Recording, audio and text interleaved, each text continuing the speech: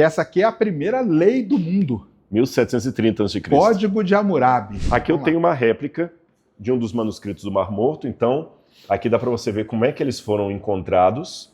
E esses manuscritos eles foram, até para explicar para o encontrados pessoal, eles foram encontrados dentro de uma caverna, né? da múmia de Ramsés II, Ramsés II, que famosíssimo, não foi o farol do Êxodo, tá? Para começo de conversa.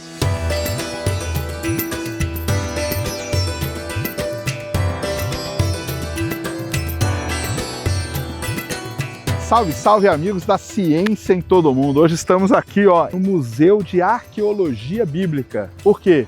Vamos trocar uma ideia com o Rodrigo Silva, que montou este museu aqui. É sensacional, que nós vamos ver aqui muita coisa interessante, muita coisa legal.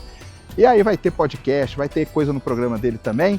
Mas aqui neste vídeo vocês vão ver muitas curiosidades, arqueologia bíblica, coisas de livros antigos, a menor Bíblia do mundo e muitas coisas, a relação entre arqueologia e geologia e muito mais. Então acompanha aí, ó, Museu de Arqueologia Bíblica, aqui em Engenheiro Coelho, pertinho de São Paulo. Estamos aqui num dia ensolarado para mostrar para vocês muitas coisas legais. Bora!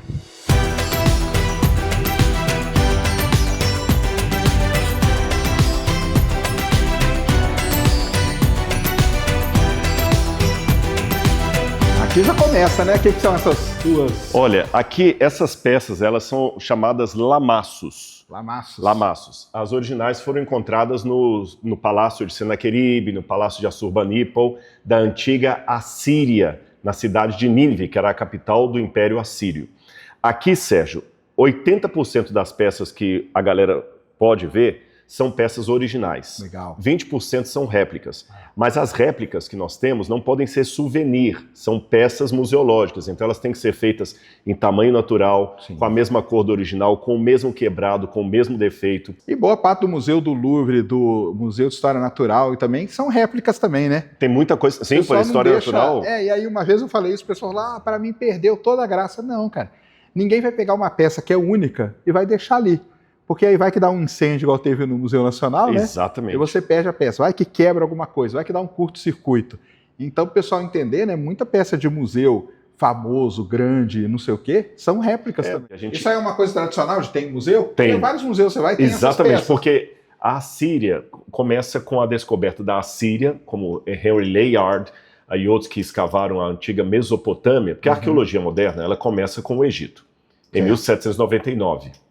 Aí, quando descobrem a Pedra de Roseta, que nós temos inclusive uma réplica dela aqui. Vamos falar dela, que é depois do Egito, eles passam a explorar a Mesopotâmia, que era justamente Babilônia, a Assíria, Nínive, esses lugares assim.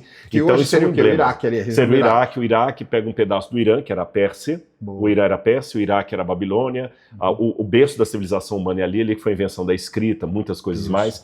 E dali passaram para a Palestina, certo, pegando a Palestina, o que hoje seria a Síria, Jordânia, Israel, e aí nós temos toda a exploração do chamado Antigo Oriente Médio. E aqui no começo já é o trabalho do Rodrigo aí, né? Olha, na verdade eu digo que isso aqui é um queijo feito de várias vacas, sabe? Entendi. Porque a gente tem outros arqueólogos que participam, por exemplo, nós temos escavação arqueológica em Israel, e esse ano eu estou feliz porque vamos voltar. Eu pensei quase que nós íamos interromper as escavações. E como que está o lance por causa da guerra e tudo? Lá está indo controlado. É lógico, a questão com o Hamas, a entrega dos reféns, ainda está uma coisa muito desagradável. Você está acompanhando as notícias e tudo. Então o país está funcionando, turismo já está voltando e nós vamos em julho. E para a arqueologia não afetou em nada? Não. Tipo assim, não jogaram alguma bomba? Não, afetou. Porque normalmente eles fazem isso, né? Afetou. Tanto é que na época que o Hamas atacou lá, ele atacou um depósito de antiguidades. Caramba! Inclusive, vou mostrar alguns vasos que nós temos aqui, e eles quebraram vários desses lá. Vasos datados do período do bronze, estou falando de 3.000 anos antes de Cristo. E lá no Museu de Israel, o que eles fizeram? Eles fizeram um monumento à destruição. Então, eles pegaram todos aqueles vasos agora chamuscados e colocaram ali para você ver o que foi destruído, né? Então, a gente vai continuar lá. Inclusive, se tiver alguma galera que quiser escavar com a gente, eu só vou poder levar 25 pessoas. Caramba, é gente pra caramba. 25 pessoas no máximo, tá bom? Certo. Pra escalar, porque mais do que isso a gente perde o controle ali. Com certeza. E aí o que acontece? Foi agora, domingo passado, que o professor Joseph Garfinkel mandou uma mensagem: Rodrigo, vamos abrir o sítio arqueológico, pode vir. Então foi tudo muito recente, então manda uma mensagem aí, deixa nos comentários ou me siga nas redes sociais lá que a gente vai dar informação. Qualquer um, desde que tenha condições físicas, não pode ser menor de idade. Anda bastante, fica debaixo do sol. Debaixo do sol, escavando. Como você foi uma vez, você escavou o dinossauro? Foi onde? Não, quem escava o dinossauro, eu sou da geologia. Da geologia, uma Pirula que fez, né? Pirula faz, eu já passei muito aperto de ficar debaixo de sol em afloramento, né? Que é o famoso barranco, né? Do geólogo. A gente tem isso aqui também. Tem também, né? Então... Aliás, Pirula, tá o convite para você vir um dia aqui, viu? Se você estiver assistindo isso, venha. Porque tem muita coisa que a gente usa na escavação arqueológica que a técnica é a mesma da paleontologia. Sim. A técnica é a mesma. Só que assim, enquanto vocês, paleontólogos, estão falando de Mesozoico, Cenozoico, Paleozoico, eu estou falando período do bronze, período do ferro. É legal, né, de falar para o pessoal aqui nesse vídeo aqui que a gente tem a geologia, que é a minha parte, né, que eu estudo ali o início da formação da Terra, coisa de bilhões de anos. Tem a paleontologia, que é a área do Pirula aí, que aí tem os bichos e tem dinossauros. E aí tem a sua parte, que é a arqueologia, né? Que são as três ali que muitas vezes o pessoal confunde, né? Mas tem uma diferença de qual período que você está estudando. Sempre que eu vou dar palestra, o pessoal pergunta assim, você escava fóssil também? Dinossauro? Vem trazer o dinossauro para ver criança? Aí eu explico, gente, eu sou Indiana Jones. É isso aí. O outro é o Jurassic Park. Isso. Ou para ficar mais fácil também você entender, é o seguinte, tudo que foi da invenção da escrita para trás é Pirula e Serjão. Isso. Da invenção da escrita para cá, aí é Rodrigo Silva. Acho que é mais fácil assim. Muito mais fácil. Aqui, já que a gente falou de escavação, a gente fez nessa parte aqui um cenário com dois arqueólogos e você vai ver que é mais ou menos o mesmo processo. Você vai escavando por quadrículas. Está vendo aqui que tem os sacos de areia aqui, né, para não colapsar. Aqui já tem uma outra quadrícula. Então, se você acha um objeto aqui, você vai marcar, olha, esse objeto eu encontrei, foi na quadrícula X e tal. Você não escava tudo fazendo buraco, você tem que assentar. Quando eu falo fazendo buraco, assim, de qualquer jeito, né? Isso aí, claro. Tem que fazer o nivelamento ao mesmo tempo e você observando a mudança de terra. Aqui eu já sei que tem uma parede, a cerâmica que encontra aqui. Depois eu vou falar um pouquinho de datação, pode mostrar um painel, vocês vão entender como é que a gente dialoga com vocês. Eu tive na Itália, aí a galera foi lá no Space Day, pode acompanhar os vídeos de vulcão. Eu tive em 2 lugares que tem Pompeia, que Herculano. É muito legal, e lá tem ainda tem escavação arqueológica lá, tem sei lá que você não pode ir, tem um lugar que é aberto ao público, mas tem um ponto que você não pode ir. E eu tive também no Coliseu, que em volta do Coliseu tem, então você vê as cadeias. Enquanto você está lá visitando, está lá o arqueólogo. E você sabe que Pompeia é um sítio arqueológico que junta nós dois, porque foi um vulcão, aí a sua área. Exatamente. O Vesúvio, que no ano 79 de nossa era, ele explode. Isso. E ele cobre toda a cidade com uma camada de cinza vulcânica, que é interessante. Até eu tenho aqui guardado um pouco da cinza do Vesúvio e do vulcão Santa Helena. Legal. E você vê que são... depois eu pegava e te mostrar, são diferentes, bem diferentes. Um parece cimento. E aí ele cobriu tudo, e a cidade de Pompeia, então, desde 79, quando ela foi destruída, até a sua escavação do século XVIII para XIX, quando ela foi escavada, a cidade se manteve preservada. Isso foi incrível. Eles chamam lá, quando você vai lá, o pessoal de lá fala que é uma cidade congelada no tempo. Exatamente, com paredes, tudo. Um dia a gente pode bater um papo sobre Pompeia.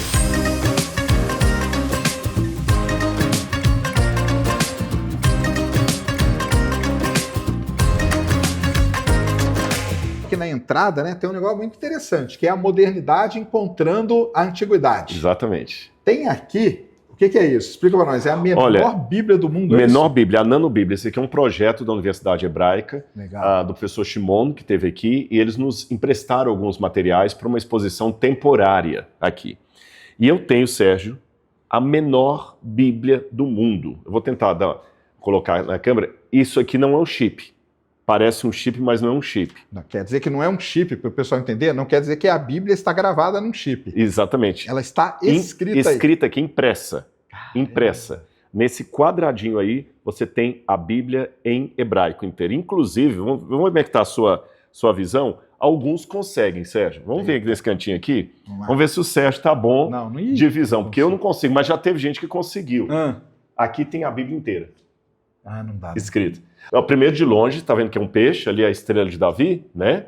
Aqui é a Bíblia inteira. A Bíblia inteira, só que aqui tá com uma fonte maior. Aqui tá mais fácil. Aqui tá dando para ver mesmo. Aqui tá dando pra aqui não dá para ver nada. Aqui tá bem pequenininho, mas eu acho que aqui tá em hebraico, aqui está em português. Teve já adolescente que veio aqui com bom olho e ficou assim, começou a...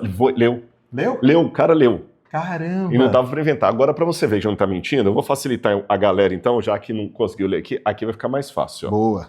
A gente pegou uma peixe lâmina ali e apenas ampliou aqui. Ó. Isso aqui tudo tá a mesma coisa? Mesma coisa. Aqui a Bíblia já, aqui são maiores, aqui já é o livro dos Salmos, aí você vai colocar uma letra maior para a galera ler. Entendi.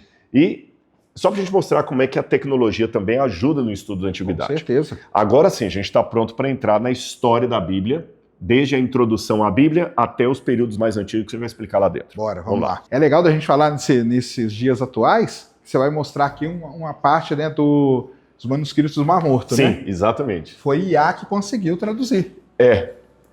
Foi um dos primeiros trabalhos feitos com o IA da IBM que conseguiu traduzir os manuscritos do Mar Morto. E por que isso? É lógico que quem sabe ler hebraico hoje sabe ler os manuscritos do Mar Morto. Só que tinha alguns fragmentos que estavam tão destruídos, né? Tão pequenos, que você precisava realmente da inteligência artificial para falar que letra estava ali. Sem contar uma coisa, existe um fenômeno chamado palimpsesto, que eles raspavam às vezes o couro que escreviam por cima.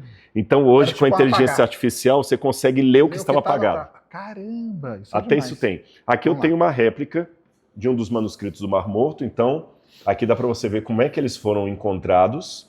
E esses manuscritos eles foram, até para explicar para o pessoal, eles foram encontrados dentro de uma caverna, né? 1948, 47 para 48. Os criadores de bode lá, isso, né? Um garotinho beduíno. E dentro de uns tubos, né? De uns jarros, o que é? É aqui, ó, eu tenho uma tampa original, não é dos manuscritos do Mar Morto, mas é de um jarro daquele. Por quê? As pessoas guardavam livros em jarros de barro, assim. Essa tampa é original. Estava dentro de alguma sinagoga dos tempos de Cristo. Certo. Então um garotinho beduíno chamado Muhammad el-Dib, ele estava procurando as cabras dele que tinham sumido. Isso mesmo. Quando ele jogou pedra lá dentro, ele não escutou o barulho das cabras, ele escutou o barulho de vasos se partindo. Ele ficou com medo, chamou o irmão dele, desceram, ficaram receosos se abriam os outros vasos ou não, porque os beduínos têm muito medo de gênio. Entendi. Como o índio da Amazônia tem a ideia do boitatá, da mula sem cabeça, do espírito da floresta, no deserto também eles têm os mitos deles. Uma vez no Sinai, eu estava subindo o Sinai, e eu e uns amigos, aí eu pedi o beduíno para tirar uma foto da gente, e saiu uma névoa atrás assim, mas defeito de fotografia, que pode acontecer. O cara ficou assustado. Ele não subiu mais, ele pensou que era um gênio. Isso? Sabe a história do Aladim? Sim. Eles acreditam piamente nisso, mas acabaram abrindo deles, né? E ali estavam muitos manuscritos. Qual a vantagem disso para o estudo da Bíblia? Até ao achado dos manuscritos do Mar Morto, você não tinha nenhuma cópia da Bíblia em hebraico datada de antes do ano 970 de nossa era. Certo. Só tinha cópia, e a mais antiga, 970. Certo. Então alguém podia perguntar assim, como é que você sabe que a Bíblia não foi adulterada nesse meio tempo? Que é uma coisa até que cobram de vocês, né? Exatamente, será que não foi adulterada? Como é que você... E não tinha, a gente falou assim, não pode, mas não tinha como. Certo. Até que com esse achado descobriram manuscritos, cópias da Bíblia, do Antigo Testamento, é claro, que são em hebraico, datadas de até 270 anos antes de Cristo. Caramba! E quando você compara essas cópias com as cópias da Idade Média, aí você viu que o texto foi muito bem preservado. Entendi. Tá certo? Mudanças, mas são mudanças pueris, que não atrapalham nada. Como, por exemplo, em Isaías fala, santo, santo, santo, kadosh, kadosh, kadosh. Aí lá estava, kadosh, kadosh 2 vezes. Entendi. Não vai alterar nada, né? Legal. Falar de uma tecnologia que revolucionou, que foi a invenção da imprensa, né? Com certeza. Aqui é uma Bíblia de 1528, que está pertinho ali da época que Johann Gutenberg imprimiu pela no Ocidente, vez, né? Um livro, né? E foi a Bíblia Sagrada que ele imprimiu. Então nós temos esse exemplar original. E aqui, Sérgio, eu também tenho uma Bíblia pequena, já que você mostrou a Nano-Bíblia, impressa. Caramba! Aqui todinha. E tem uma lupa ali para ler. Para ver que está ali, em espanhol. Bem pequenininha. Agora, já que a gente falou de livros, e você é um cara que gosta de estudar, e eu também, e é um grande desafio a gente, como divulgador científico, levar os jovens também à pesquisa, a estudar, ler os clássicos, ler. Olha o trabalho que dava na época para produzir um livro. Você tinha 2 tipos de papel, que eu tenho aqui, olha. Nesse lado aqui, eu tenho o papiro, que vinha do Egito, que é feito da planta do papiro, tá bom? Ele é vegetal. Certo. E do lado de cá eu tenho o pergaminho, feito de couro de animal. São coisas diferentes, então. Papiro e pergaminho Exatamente. São coisas diferentes. O pergaminho é feito do couro do bicho, o papiro é da planta. Então um é vegetal, o outro é animal. mas era caríssimo. Para você ter uma folha de pergaminho de 6 metros, mais ou menos, desse tamanho, você gastava 4, às vezes 6 denários, dependendo da inflação da época de Domiciano. Então, Diocleciano, corrigindo. Então, era muito caro. Estou falando de 6 dias de trabalho braçal para você ter a folha. Caramba. Então, ninguém ia fazer rascunho, não podia se dar o luxo. Então, como é que as pessoas escreviam cartas, documentos, livros? Eles tinham, aqui no canto nós temos, essas tabuletas romanas de madeira e elas eram forradas de cera. Então, com esse tipo de caneta aqui, parece um prego, mas é uma caneta romana, ele escrevia na cera. Ali nós temos inclusive um vídeo, que depois a gente pode mostrar para a galera, do camarada escrevendo na cera. Entendi. Tá bem? Então eu ditava... Aí essa escrita na cera era tipo rascunho. Tipo rascunho. Eu quero escrever uma carta... Exatamente. Serjão, faz um favor para mim, pega isso, o cara vai escrevendo. Aí, olha, de acordo... o cálculo daquele negócio lá é tantos metros. Não, errei, é menos. Ele raspa, corrige, depois que passa para o papel... Aí faz definitivo. E vem definitivo. Então era muito trabalho para você produzir um único livro. Então esse aqui conta um pouquinho da história da produção da Bíblia e dos livros. Tá certo? Mas tem mais coisa para mostrar lá dentro. Bora lá. Vamos lá?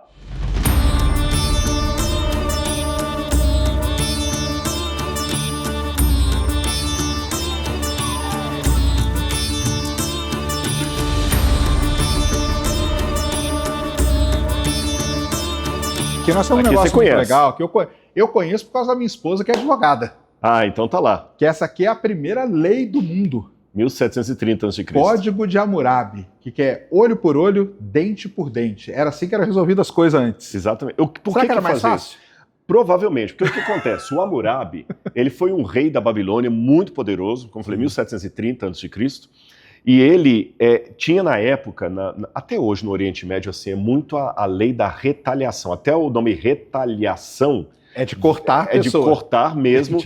Lei do talião, tal qual, retaliação. Retaliação significa tal qual. Então você fez comigo, vou fazer com você. Vou fazer com você igual. E aí o que acontecia? Né? Ou pior. Aí o que acontecia? Vamos supor que a gente briga, aí eu vou lá e te mato. Aí o seu filho vem para te vingar e me mata. Aí meu filho vem para vingar, mata o seu filho. Isso vai acabar gerando uma guerra de família que nunca acaba.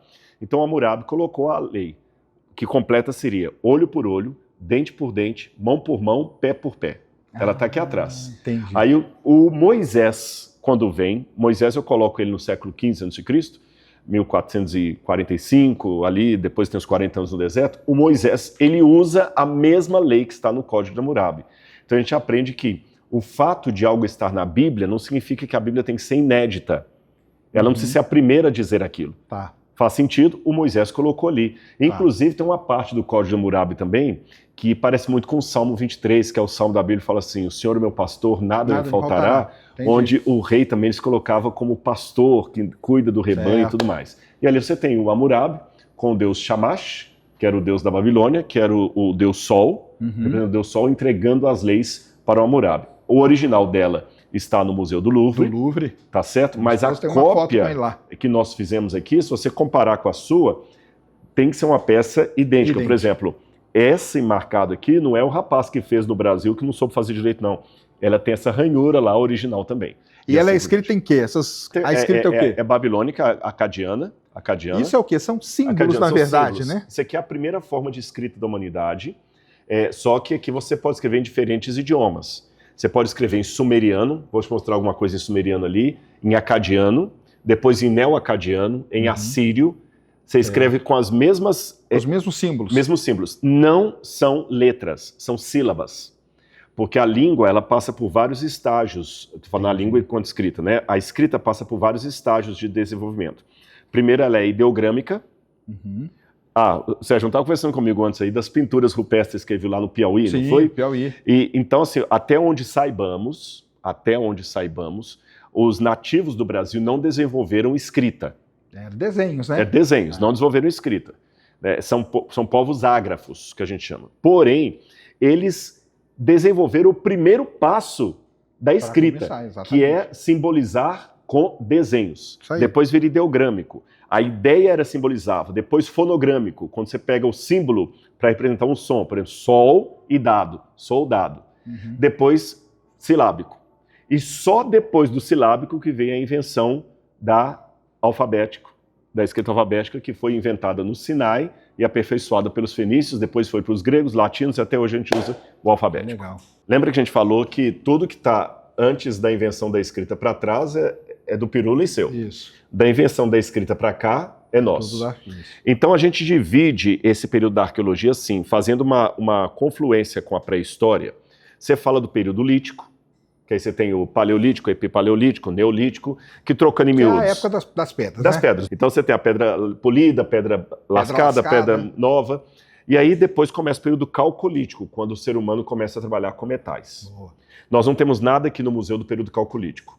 Talvez temos uma peça, sim, na verdade, que um arqueólogo americano que veio aqui, ele suspeita que é do período calcolítico. Caramba. Vou mostrar qual é. E depois vem o período do bronze, que a gente está aqui. O período do bronze vai até 1200 a.C. Aí de 1200 a.C. até 538 a.C. é o período do ferro. Certo. 538 começa o período persa, que vai até 331 com Alexandre Magno. Aí começa o período helenístico, período grego, que vai até por volta do ano 168 a.C., que é o período romano, que vai até o quarto século. Aí começa o período bizantino. Aí nós terminamos a coleção do nosso museu. Mas eu vou mostrar depois, Sérgio, que a gente também trabalha com estratigrafia. E a galera em casa vai poder entender isso melhor. Então aqui nós temos as peças antigas, essas são originais, inclusive, olha. Recibos, esse aqui é em sumeriano, olha. Caramba, isso é um recibo? Recibo antigo. Os sumerianos, eles eram tidos como uma civilização muito inteligente, muito avançada mesmo. Demais. Olha o que os sumerianos inventaram. Eles inventaram a escrita, a roda, descobriram a matemática, porque a matemática não foi inventada. Essa é a discussão. É a discussão, né? Matemática. Mas a matemática mais antiga, humana, é deles. Sim. Então vou colocar a matemática na conta, então.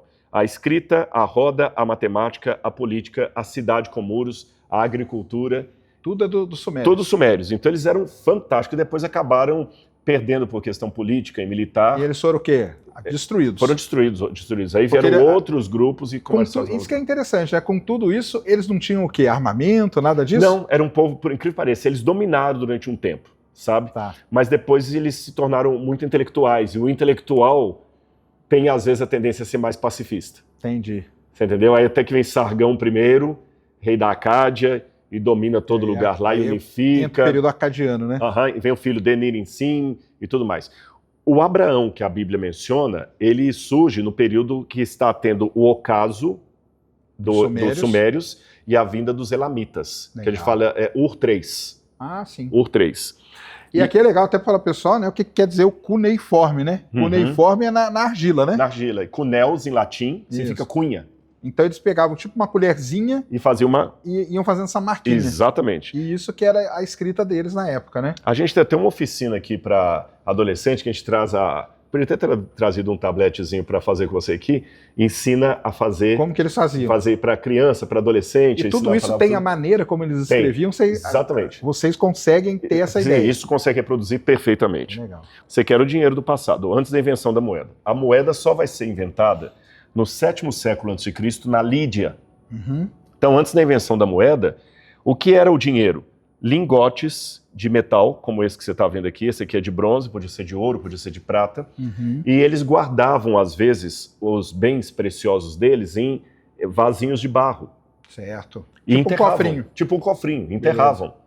E assim era o esquema. Então, se eu fosse comprar alguma coisa na sua mão, tinha duas maneiras. Você quer me vender essa vaca? Eu falo, olha, eu te vendo por 2 bezerros. Você me trocava. Né?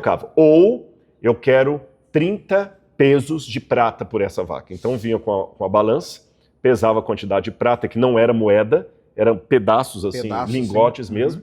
Você levava aquilo ali. Agora, isso aqui foi imagem que está repleta na Bíblia em várias passagens. Por exemplo, o apóstolo Paulo falou o seguinte: nós temos esse tesouro conservado em vasos de barro para que a excelência do poder seja de Deus e não de nós. O que Paulo quer dizer com isso? Vaso de barro. Esses 3 vasos aqui valem muito porque são antigos. Mas na época, eles não tinham valor nenhum. O que valia era o tesouro que estava dentro dele. Então Paulo fez uma comparação. O nosso corpo é só um vaso de barro.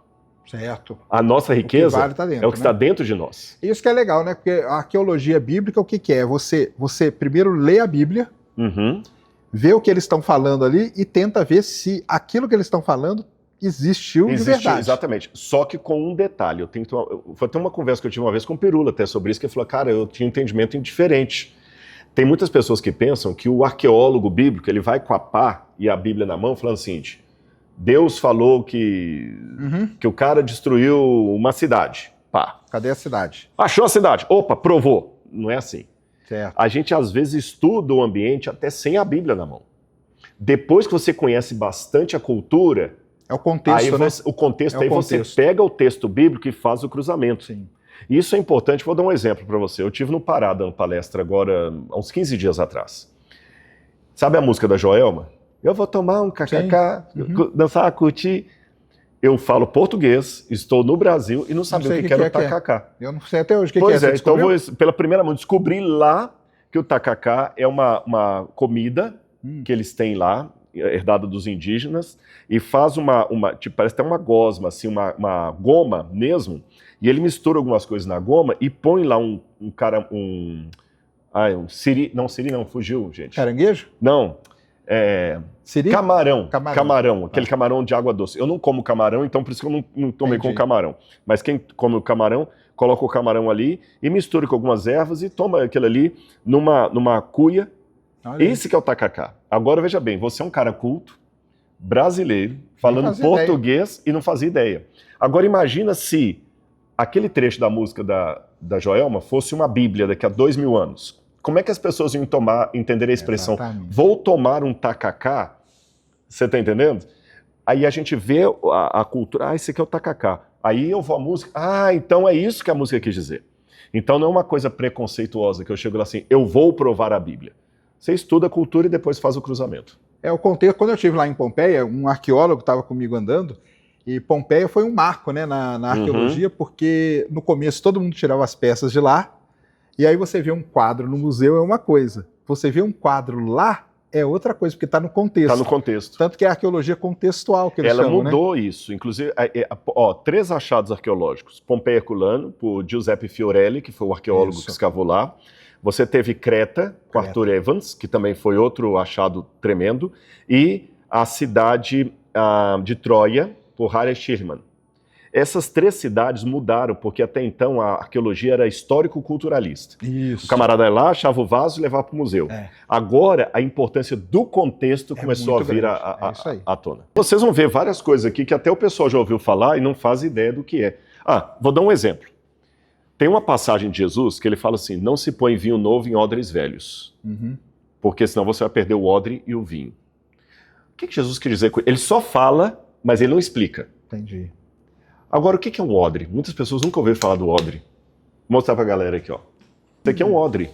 Eu trouxe do Egito, tá bom? Isso aí é originalzão, odre. Então. Originalzão. Isso aí tem quantos anos? Não, esse aqui não é dos tempos bíblicos, deve ter uns 300 anos de idade. Entendi. Porque para ser dos tempos bíblicos tinha que ser 2000 anos. Tá. Mas como isso aqui não é iPhone que tem versão 15, 16, 17, não atualiza, o mesmo daqui é o mesmo da época de Abraão, no período do bronze. Então, até hoje os beduínos usam isso. Eles enchem aqui de água ou de vinho, e é um animal, você corta lá, faz uma bolsa. Entendi. E o couro ele fica muito flexível. Aí se você coloca vinho, o que acontece com o vinho? Se o vinho está novo, ele é um suco de uva. Mas se você deixa ali dentro, ele fermenta. Aí vira vinho. Vira vinho. Quando ele fermenta, expande. Já estou entrando na sua área, expande. Aí a bolsa estica porque é o couro. Estica porque o couro é novo. Se for velho, mas se for velho, ela vai romper.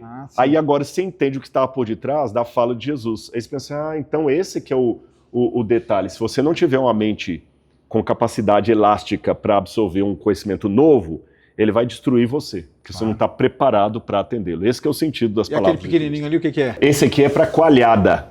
Tá. Põe coalhada. O leite aí, deixa põe o ali. leite e sacode.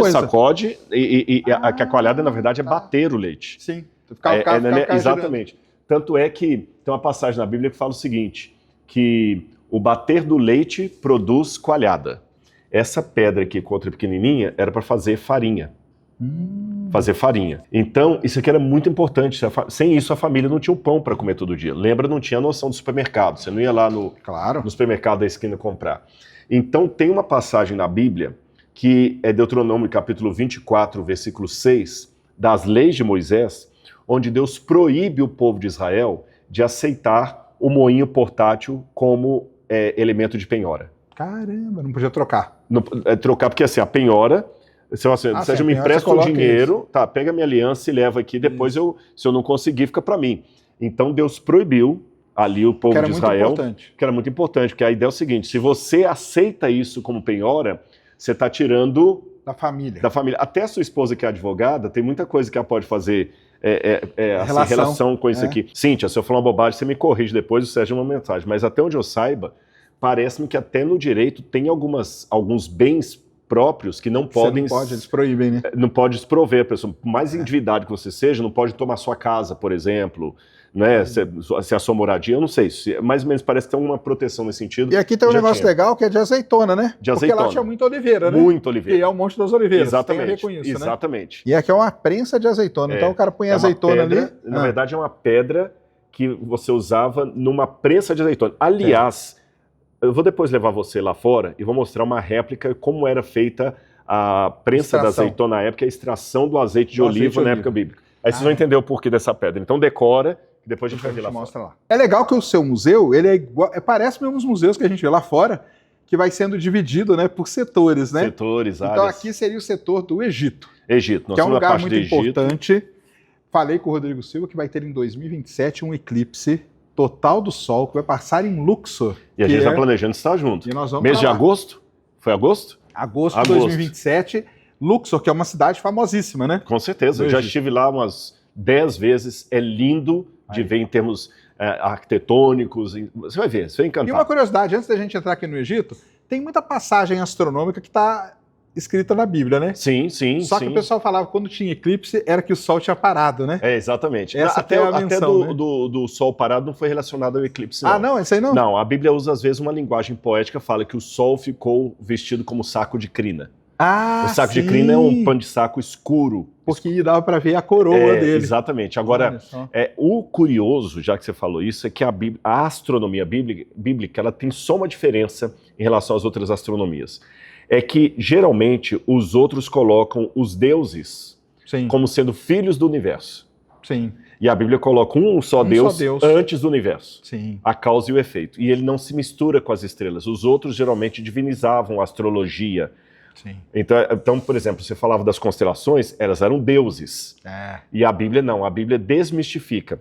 Estrela não é Deus. Então, essa é uma coisa interessante. A Bíblia é um dos primeiros registros, que desmistifica a divinização dos astros, do Sol, da Lua, das estrelas. Isso você não encontra na linguagem bíblica. É a única na literatura do Antigo Oriente Médio.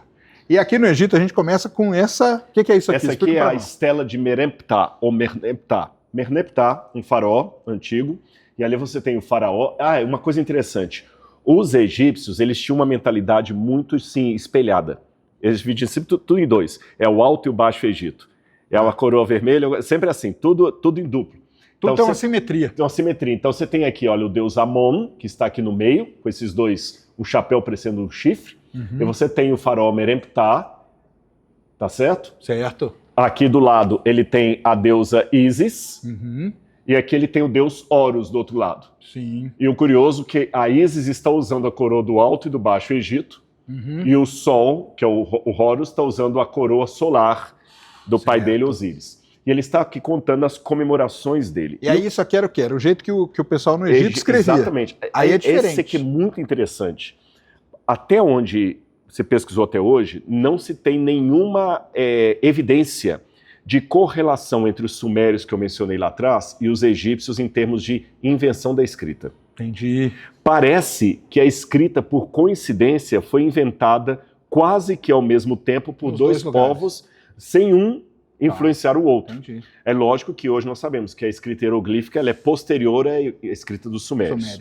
E aqui você tem de interessante aí? As conquistas dele, como é que ele vai contando, e aqui ele fala de um ataque que ele fez em Canaã, e aqui embaixo, um detalhe para vocês entenderem. O egípcio dá para você ler da direita para a esquerda ou da esquerda para a direita. O macete é o seguinte, é só olhar para onde que os bonequinhos estão virados. Então, se o falcão está virado para cá, o determinativo de povo está virado para cá... Você lê nesse sentido. Você lê daqui para cá. Daqui para cá, ao contrário, então. Ele sempre está olhando para onde começa a escrita. Então tem que ler aqui, ó. E aqui ele falando dos lugares que ele conquistou, e ele menciona Ashkelon, Ashkelon é onde está hoje a faixa de Gaza. Caramba! Ashkelon. E depois de Ashkelon, ele fala de Ishra. Aqui, isso aqui você não lê, mas é o determinativo de povo. O povo de Israel e sua semente, Ben, não mais existe. Caramba! Tá certo? Então, Perret. Então, a sua semente não mais existe. Ele está dizendo que ele atacou Canaã e ele atacou Israel. Isso em que ano? Isso aqui é no 14º século a.C. Desde essa época já tinha confusão naquela lá. Confusão. E o curioso é que a terra se chamava Israel. E eles usam isso? Pois é. Aí Como que é o curioso é que muita gente fala que Israel é uma invenção dos sionistas, que não existia Israel no passado, que não tem comprovação então existe, arqueológica. tá aí. Existe aqui. Aí quando eu falo, mas Israel, não, isso é na Bíblia. Não, mas isso aqui está fora da Bíblia. Então já existia um povo, não tem nada a ver com Bíblia, zero.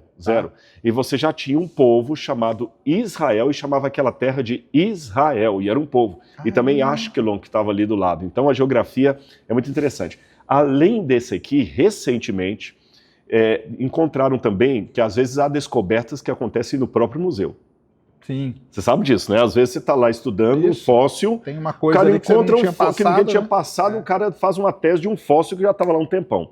No Museu Egípcio de Berlim, encontraram também uma estátua quebrada que estava lá no porão, e um camarada leu também o nome Israel no pé dessa estátua, e estão achando que esse nome Israel é da mesma época, ou talvez mais antigo do que esse aqui de Meremptah. Então, aí, estamos aguardando aí os novos desdobramentos. E aqui nós temos uma réplica da múmia de Ramsés II. Ramsés II, que não foi o farol do Êxodo, tá? Para começo de conversa. Do Êxodo? Não foi ele. Porque o filme da Disney põe o Ramsés lá e tudo, né? Não pode ter sido. Mas Ramsés teve vários, não teve? Teve. Esse aqui é o Ramsés II. Tá. Esse é o Ramsés II. Ela foi feita no Cairo, essa que veio do Egito mesmo pra gente. Foi um trabalho para trazer isso para o Brasil, e ela foi feita tal qual a original, no mesmo tamanho, o mesmo pano, a mesma textura, as unhas. Foi o faraó mais longevo do Egito, ele morreu com mais de 90 anos, 1,63 m de altura, mas a gente não sabe se era a altura real dele, ou se diminuiu um pouquinho, que as pessoas encolhem depois que morrem, né? A múmia tem 1,63 m de altura. Caramba. E aqui ficavam os vasos canópicos, onde eles guardavam os órgãos da múmia. Quando eles pegavam a múmia, eles abriam. Como que era então? Você pegava a pessoa que ia ser mumificada, você tirava os órgãos internos dela, colocava nesses vasinhos e enrolava ela num tecido, é isso? Mas isso demorava pelo menos uns 3 meses. Por quê? Primeiro processo, você tinha que lavar todo o corpo da pessoa. Depois, com precisão, fazer as aberturas aqui e tirar os órgãos internos. E guardavam aqui. O cérebro era tirado pelo nariz. Eles enfiavam aqui no arpão e ia tirando os pedaços do cérebro pelo nariz. Nossa! Depois que eles faziam tudo isso, aí eles pegavam a múmia e deixavam durante 45 dias numa banheira de sal e latrão. Que aí ela drenava toda a água. Entendi. Aí a múmia ficava igual né? Fazia aquele, claro. Exatamente, maracujá de gaveta. Carne seca. Aí depois passavam um produto com mel, óleo, vinho, para poder a pele não trincar. Aí depois começava o processo de bandagens, que era mais uns 15 dias. Caramba! Depois colocavam cerimoniais, tudo. E o único órgão que voltaria para dentro do corpo... Coração. Por isso que tem lá aquele filme famoso, né? Da múmia lá, que o cara pega o coração. Inclusive, aqui nós vamos ficar velho. Porque, tá vendo esses besouros de pedra aqui? Eles eventualmente substituíam o coração no dia do juízo final para o egípcio. Por quê?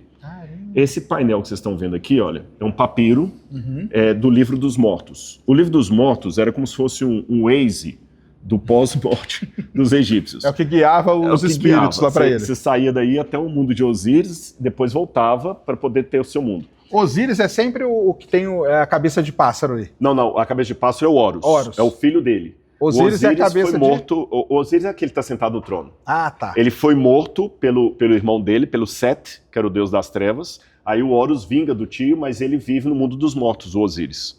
Ele consegue viver no mundo dos mortos. O Horus é a cabeça de pássaro. E a cabeça de lobo aqui? De lobo aqui é o Anubis. Anubis, que era o deus Chacal. O crocodilo aqui era o Amzut. O Tot era esse com Ibis, que é a cabeça de um pássaro Ibis. E aqui eles pesavam o coração da pessoa na balança. Caramba. Por isso que o coração voltava para dentro. Mas alguns, muito espertos, eles mandavam colocar dentro da múmia dele um besouro de pedra, como esse que vocês estão vendo aqui, ó. Entendi. Um escaravelho. Porque aí eles acreditavam que podiam enganar os deuses e assim iam se safar no juízo final. Caramba, que doido. Mas mumificar eram só Deus, eram só reis? Não. Pessoas... Comuns também? Não, comuns não. Tinha uma hierarquia. Ah, tá. Só que hierarquia sim. Porque nós temos escravos também que foram mumificados. Mas que escravo foi mumificado? O cara que servia um grande vizir, por exemplo. Tá. O vizir pagaria a mumificação dele para quê? Para que esse continuasse servindo depois de morto. O lance da múmia é que você se mumificar, ou era mumificado para você continuar a vida depois da morte. É que é o seguinte, hoje a tradição popular imagina a alma como sendo uma entidade extracorpórea que sai aí tem o desenho do Pato Donald, que sai aquele fantasminha lá vestido de anjinho, que é a coisa toda. Mas isso é uma noção que foi herdada de Platão. Antes de Platão, as pessoas não tinham essa ideia.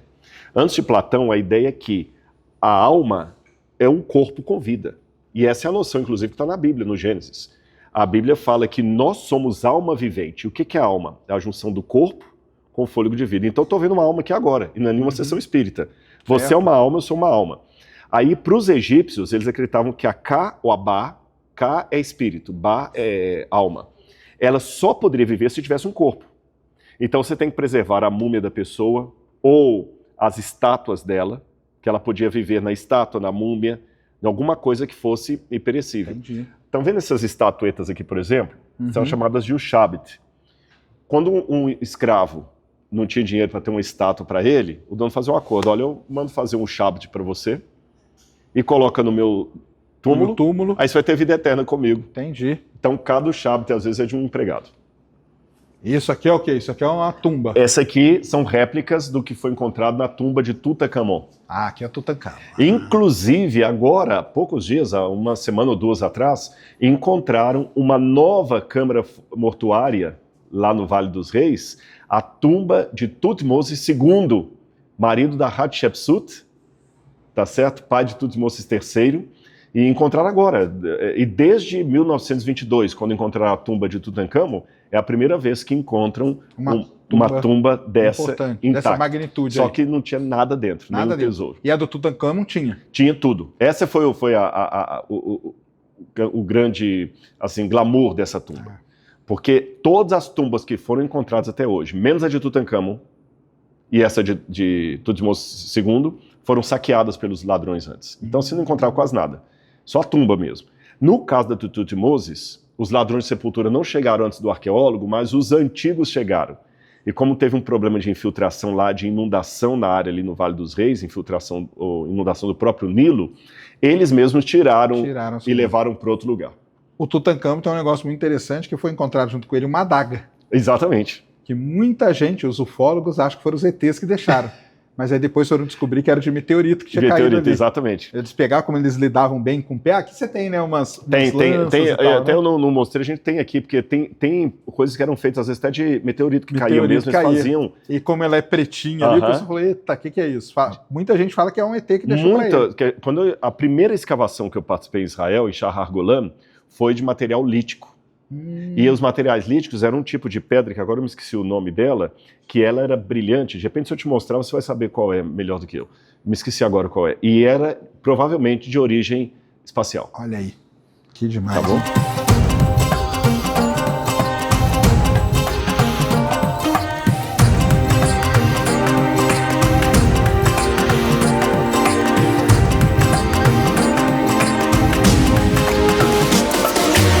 Então, estamos aqui no setor do Egito, né? E aqui no meio tem um negócio muito legal, que parece, né? Aquelas bigas romanas, né? Ficou muito famosa no Você filme chegou perto, você chegou mais, perto. Né? Só que tá aí pelo menos 1.400 anos antes, viu? Caramba. Isso aqui era uma carruagem faraônica egípcia, e essa aqui, inclusive, foi usada nas novelas da Record, na novela Os 10 Mandamentos. Caramba! Eu tinha uma parceria com a Record, eu era consultor deles, e eles nos doaram algumas peças da Gênesis, um pouquinho 10 Mandamentos, Gênesis, e no Rico e Lázaro. Legal. Aí, Reis também, eu já estava esquecendo, novelas de Reis também. E aí nos doaram esse, que eu agradeço mais uma vez a Record TV e a Casa Branca, e aqui, na época, agora o cavalo Siriela. Vinha aqui na frente, era um cavalo mesmo. Um ou dois cavalos. Tá. E o faraó vinha aqui atrás, inclusive, uma coisa interessante que a gente pode mostrar, porque eu fiz uma live esses dias que tem um achado arqueológico aí que encontraram rodas dos carros de faraó debaixo do Mar Vermelho. Fake. Entendi. Tudo fake. Olha Você aí. entendeu? Tudo fake. Aí o que que acontece? Um dos argumentos que a gente usa que o que eles mostram lá como sendo rodas dos carros de faraó não podem ser, porque ele mostra uma roda com 4 aros. Entendi. Você entendeu aquela parte de dentro, Sim. assim, 4? Os raios, né? Os raios, aliás. Os raios aqui da Aqui roda. não, ela tinha que ter mais, porque o faraó ficava aqui em cima e ele tinha que ter uma roda muito consistente para aguentar o peso daquilo ali. E a corrida, isso aqui passava em cima de pedra, não era asfaltado. Claro. E é interessante, se ela até mostrar aqui atrás, ela não tinha nenhum banquinho para sentar, não. Ele ia em pé. Ele ia em pé. Ele ia em pé, assim, Então né? aqui atrás ele colocava uma espécie de uma correia aqui, Tipo um cinto de segurança. um cinto de segurança, e o faraó, então, ele Ele ia segurando a segurando rédea do aqui, cavalo. aqui, e ao mesmo tempo que ele tinha que ir segurando a rédea e batendo, às vezes tinha ele com mais uma pessoa aqui. Algumas cabiam 2 pessoas. Outras vezes era sozinho. Então ele tinha que ao mesmo tempo guiar aquilo ali, se equilibrar e atacar. Caramba. Então o camarada tinha que fazer muita coisa ao mesmo tempo. Então o faraó, ele era um cara, ele era um guerreiro. Mais ou menos que ele era um guerreiro. Tá. Por exemplo, lá no Egito tem um lugar chamado Saqqara, onde está a primeira pirâmide escalonada do mundo. Que depois dessa pirâmide é que vieram aquelas pirâmides.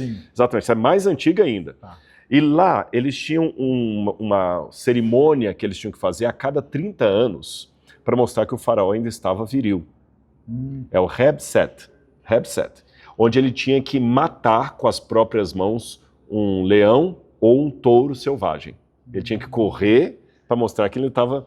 Ele corria nessa carruagem aqui. A pé. A pé? A pé. Caramba. E depois tinha que matar o bicho. Só que geralmente eles traziam um bicho já velho, desdentado e tudo mais. Então Facilitar a vida era dele. mais pro show mesmo. E a biga romã, ela é inspirada Não, inspirada nisso nisso, não mudou muita coisa. Não. É Não como mudou se eu muito, falasse né? assim, o carro alemão e o carro americano. aqui. É Né? verdade. Um chama Volkswagen, o outro vai Mas chamar como Ford. você falou, o negócio romano ele veio muitos anos depois Muitos disso. anos depois. Aliás, só para você ter noção como é que muita coisa não evoluiu tanto com o tempo, vou misturar arqueologia com a sua área. O Galileu Galilei precisou de usar uma clepsidra para poder fazer o cálculo de quanto tempo demoraria um objeto para descer um plano inclinado. Sim. Porque eles não tinham o cálculo diferencial, não tinha nada. Só que a clepsidra que o Galileu Galilei usou era a mesma tecnologia da época faraônica, da 18ª dinastia. Então, olha bem, Galileu Galilei utilizou algo da época egípcia para fazer um cálculo que ele não tinha como fazer de outra maneira. E é isso que a gente fala, né? Que antigamente, se você pegasse uma pessoa de um período e colocasse em outro período, ela não ia sentir diferença Não ia nenhuma. sentir, não. Exatamente. Agora, hoje, se Não, pega você uma pegar alguém pessoa dos de anos 10 30. Não, de 30 não. Se for 10 anos atrás e colocar hoje, Já assusta. 10 anos atrás, você pega o iPhone, é 2007. Uhum. Então, você pega uma pessoa de 2000, congela ela e põe ela hoje, ela não sabe que é isso que está na nossa mão. Só a inteligência artificial já ia deixar muita gente louca. Então, essa a diferença, né? Eu quero mostrar mais um pedaço de Egito aqui atrás, porque o Egito a gente divide em 2 partes aqui. O Egito Tem o seria uma Egito parte, faraônica. uma das partes mais complexas de estudar? Sim, com muita certeza. coisa, Muita né? coisa, muita coisa. Você tem a parte egípcia faraônica. Ah, aqui é uma adaga, né? Aqui essa é persa. Ah, tá. Inclusive, olha que curiosidade. Aqui você tem as 2 adagas persas e o escudo grego. Eles estavam em lados opostos. Por que é pequenininho? Na verdade, ele é só a base aqui, o resto era de madeira. Ah, a base que era do que era? É, Ferro, não? não, é bronze. Bronze. Só que, geralmente, o pessoal pensa que o que vai proteger você É a madeira, e não é. é a bronze. Sabe por quê? A ideia é o seguinte, eu estou brigando com você aqui, essa peça era Tá aqui na polida. altura do coração. Não, nem por Não? isso. Sabe por quê? Ela era muito polida. Então eu tinha que, de alguma maneira, te Refletir obrigar o sol. a refletir o sol no seu olho. E aquilo ali, ó, Ah, maneiro. você entendeu? Entendi. Os dois estavam em campos opostos. Lembra os 300 de Esparta? Sim. Esses 2 objetos são daquela mesma, das guerras Mas aí médicas. tem um buraquinho nela. Aquele buraco é feito De batalha. é feito de batalha. De batalha. Caramba. Buraco de batalha. Aquela estava no mesmo contexto dessa, essa aqui já foi de um outro contexto, mas são 2 peças. E esse período egípcio que vamos ver aqui é um Egito diferente daquele, porque é o Egito de Cleópatra, Certo. é o Egito ptolomaida, é o Egito grego. Então, Os quando teatros Alexandre o Grande gregos. conquistou o Egito, ele ainda tinha muita coisa de cultura egípcia que eles preservaram. E você acha que ele foi um grande conquistador? Foi o maior, ele mandou mais de 5 mil quilômetros. Mas veja bem, olha aqui pedaços de múmia, só que do período de Ptolomeu. Caramba. Tá bem? Aqui você tem inclusive a cobra, tá vendo que é o símbolo da Naja egípcia. Isso aqui é linho de múmia original. É isso que enrolava as múmias. Então eles ainda mumificavam as pessoas e colocavam essas máscaras. Quanto tempo durou? A mumificação ela vai até mais ou menos 200 anos antes de Cristo. Caramba. Depois disso para a mumificação. E aqui eu tenho já o teatro grego e aqui a famosa Pedra Roseta. Né? Essa é a Pedra de Roseta. A Pedra de Roseta. Então a réplica igualzinha que está hoje no Museu Britânico. Que é o quê? É um dicionário. É um dicionário. O que acontece? Em 1799, os generais e soldados de Napoleão Bonaparte, que Napoleão Bonaparte era um cara, ele gostava de cultura. Sim. Então ele levou um batalhão só de historiadores da arte.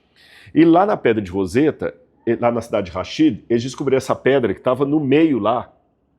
Aí o pessoal numa foi... ilha, né? Oi? Estava numa ilha. Uma né? ilha, a cidade de Roseta. Isso. Rashid, né? Roseta em francês. Certo. E aí eles começaram a olhar e chamaram a atenção o seguinte, que a pedra tinha escrita faraônica, que ninguém sabia ler. Certo. Tá certo?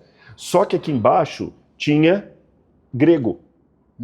Aí, como Napoleão perdeu a batalha do Egito, que ele estava tentando interceptar a Inglaterra, os ingleses ganham, eles levam a pedra para Londres. Museu de Londres, tá lá, né? Só que vai ser um francês, François Champollion, que em 1822 vai conseguir decifrar. Por quê? O grego, né, a língua clássica, sabia ler, nunca perdeu porque era alfabética. Lembra que eu falei a língua alfabética? Essa continuou. As outras se perderam. Aqui era demótico. E aqui é o egípcio. O egípcio e o demótico é a mesma letra, a mesma língua, escrita com de forma diferente. É como se eu escrevesse agora em japonês, com os ideogramas japoneses, e transliterasse com letras do nosso alfabeto. Por isso que é um dicionário. Exatamente. Aí que ele percebeu o seguinte, onde os nomes estão aqui circulados, ele chamava de cartouche, porque lembrava a cartucheira francesa, por isso que é o nome cartucho. Ele observava que tinha um nome. Aí quando ele ia na linha aqui, tinha um nome que está aqui, Alexandros. Aqui está escrito o nome de Alexandre o Grande. E aí estava ali em grego. Em grego, Alexandros. Caramba! Opa! Aí ele ia mais um pouquinho para frente, aqui tem um outro cartucho. Ele é o nome Ptolomaios.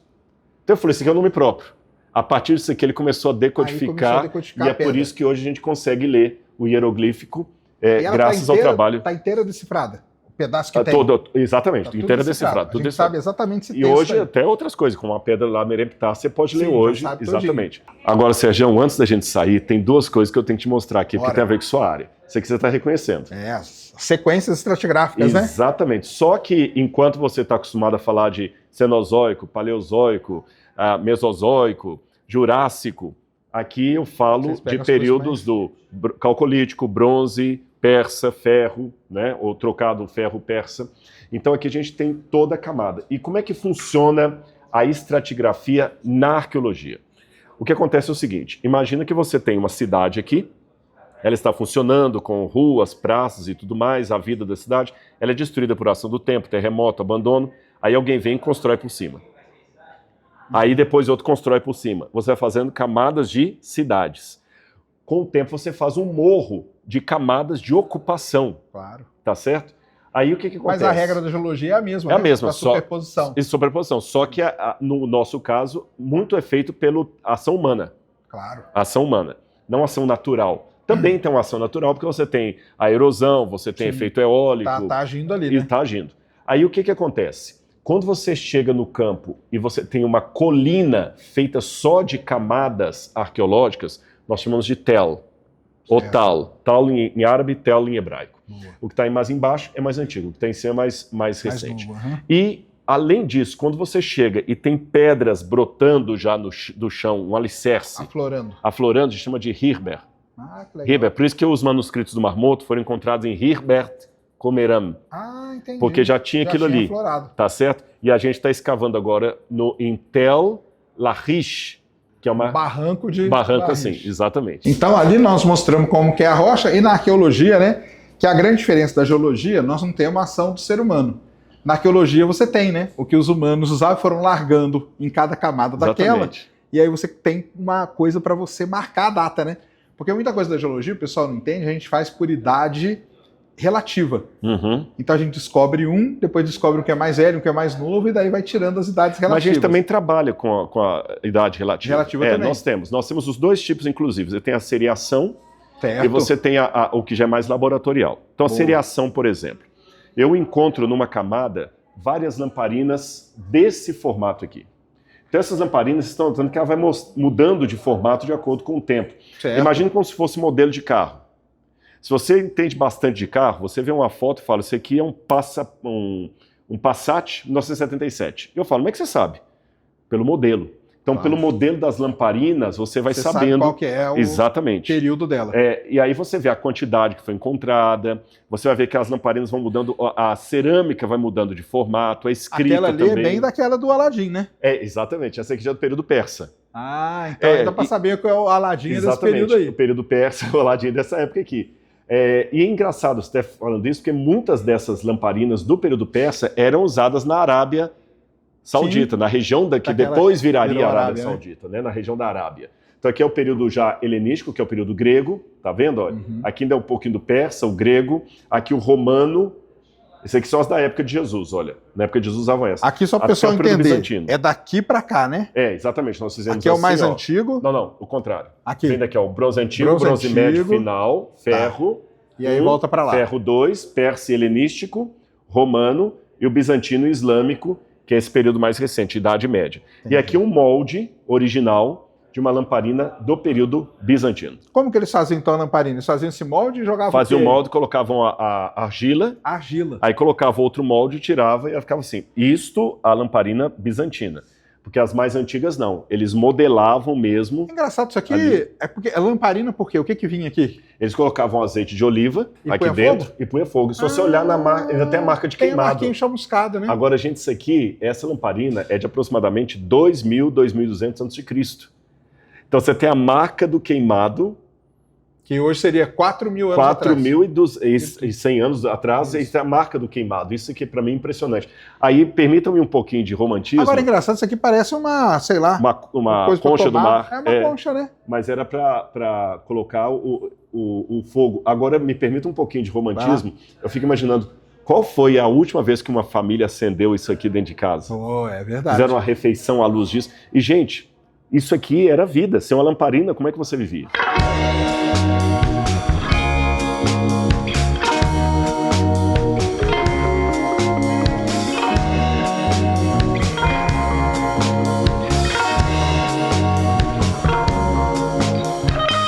Aí como é que fazia a oliveira, o azeite? Você pegava a azeitona do pé, trazia para um lugar como este, tá vendo que tem essa pedra aqui, olha? Aí uma pedra pesada como essa, geralmente em tração animal ou com esforço humano, ele jogava as azeitonas todas aí. E a pessoa ia... Opa, aqui ela não tá querendo ir, acho que travaram aqui. Peraí. Ou eu tô muito fraco ou travaram mesmo. Ele travou ela. Travou? Dá pra... Olha lá, Sérgio, me ajuda aí, ó. Vamos lá. Vamos fazer um azeite aí, ó. Tá vendo? Travou de novo. Acho que ela tá travada ali, ó. Tá vendo? Mas tudo bem, eles amassavam essa azeitona. Certo. Olha que legal os pássaros aqui. Isso aqui que é legal. Não sei se o pessoal conseguiu ouvir aí. Então eles amassavam e viravam uma pasta. Uma pasta mesmo. Você pega essa pasta da azeitona e traz para esses sacos de linhagem que estão aqui. Parece outro equipamento. Parece aqui. Até uns pneuzinhos de bicicleta, né? Você enche aqui... isso aí, cada saco desse estava cheio de pasta. Cheio de pasta. Lembra aquela pedra que nós vimos lá dentro? Sim. Exatamente, eram pedras como essa aqui, ó. Entendi. Tá bem? Então ela era o peso, na verdade. Era o peso. Tá. Aí eles apertavam aqui, esmagava toda aquela pasta e o azeite começava a escorrer. E aí eles recolhiam ali? Recolhiam ali. O primeiro era o azeite extra virgem. Olha só. Depois eles esmagavam a segunda vez, saiu o azeite. Aí ia vindo as qualidades. Agora vem uma curiosidade que muita gente vai se surpreender em casa.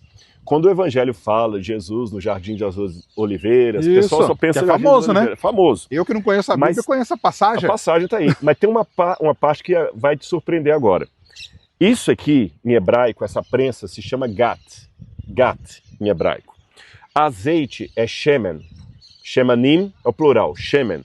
Então, se você juntar as duas palavras, gat, shemen, prensa de azeite, gat shemanim, lembra a palavra Getsemane. E a Bíblia chama o lugar onde Jesus estava, no Jardim das Oliveiras, de Getsemane. Então, na verdade, ele estava num lugar que produzia azeite. Produzia azeite. Inclusive, lá em Jerusalém, encontraram um gat shemen da época de Jesus, perto do Jardim das Oliveiras. Esse equipamento, ele sempre ficava perto das oliveiras. Sim, sim. Ou não? Sim, claro, que era mais fácil. Tá. Depende. Muitas vezes, sim. Mas eu teria jardins que só teriam as árvores. Exatamente. Sem os equipamentos. Exatamente. Alguém podia vender, você comprava e produzia. Entendi. Havia também gat shemen, ou gat shemanim no plural, portáteis, que a pessoa tinha só na casa dela para produzir para ela ali, então ela comprava a oliveira, faz para ela ali, para ela ter em casa. Entendi. Para não ter que comprar na venda. Então esse aqui é um pedacinho do que a gente vai mostrando aqui do Oriente Médio, aqui no NASP. Muito bom. Galera, então tá aí, ó, Museu de Arqueologia Bíblica, aqui em Engenheiro Coelho. Engenheiro Coelho, perto de Campinas. São Paulo, perto de Campinas. Eu vindo para cá, passei ali por onde eu morei muitos anos, Barão Geraldo. Né? Você passa Unicamp, ali, né? Unicamp. Então tá aqui um lugar muito bonito, tá? Para vocês venham visitar. Fica então, segunda e terça fica fechado. Fica fechado, mas depois você entra lá no site. Nós vamos deixar tudo aqui, na descrição do vídeo. Você pode marcar com sua galera, vem aqui visitar. O Serjão já veio, gostou. E olha que vocês só viram uma amostragem, né, Sérgio? Nós só demos um spoiler. E é um museu de arqueologia bíblica, mas tem muito mais coisa de Bíblia. Sim, porque na verdade mostramos a gente chama coisa do Egito, de coisa muito arqueologia antes, né? bíblica, porque o nosso recorte é a Bíblia, mas a Bíblia interagiu com a cultura egípcia, persa, babilônica, assíria, romana, a cultura grega. Veio passando pelos tempos aí. Então todo esse contexto nos interessa e a gente está de perto. E aguarde, porque em breve, Sergião e eu estaremos no Egito aí, olha, eu gostei do convite, hein? 2027, eclipse total do Sol em Luxor, no Egito. Vamos lá assistir, que vai ser legal demais. E antes disso, se você quiser escavar com a gente em Israel também, entre nesse site lá, a gente vai deixar os dados para você aí. Tá tudo lá. Rodrigo, brigadão, cara, Sergião, pelo passeio aí pelo museu. Um grande abraço, galera. Valeu.